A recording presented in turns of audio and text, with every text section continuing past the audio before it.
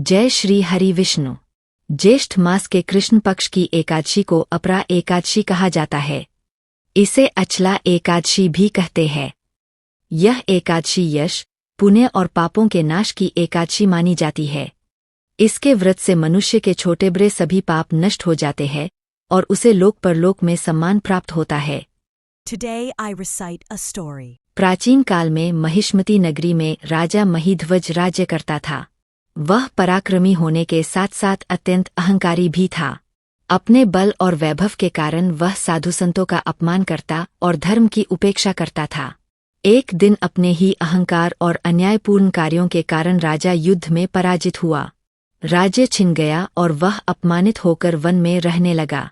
One में कष्ट भोगते हुए राजा को अपने पापों का स्मरण हुआ। उसने समझ लिया कि उसका पतन उसके अहंकार और अधर्म का परिणाम है। एक दिन भटकते भटकते वह एक ऋषि के आश्रम पहुंचा और रोते हुए बोला, महर्षि, मुझे मेरे पापों से मुक्ति का मार्ग बताइए। ऋषि ने कहा, हे राजन, यदि तुम ज्येष्ठ कृष्ण पक्ष की अपरा एकादशी का श्रद्धा से व्रत करो तो तुम्हारे समस्त पाप नष्ट हो जाएंगे और खोया हुआ यश पुनः प्राप्त होगा।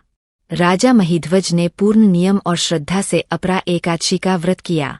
उसने भगवान विष्णु की पूजा की, रात्रि जागरण किया और द्वादशी के दिन दान पुण्य किया। व्रत के प्रभाव से उसके पाप नष्ट हो गए।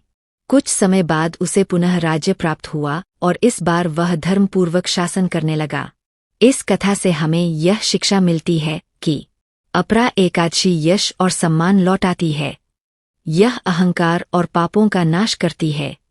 सच्चा पश्चाताप भगवान विष्णु को प्रसन्न करता है।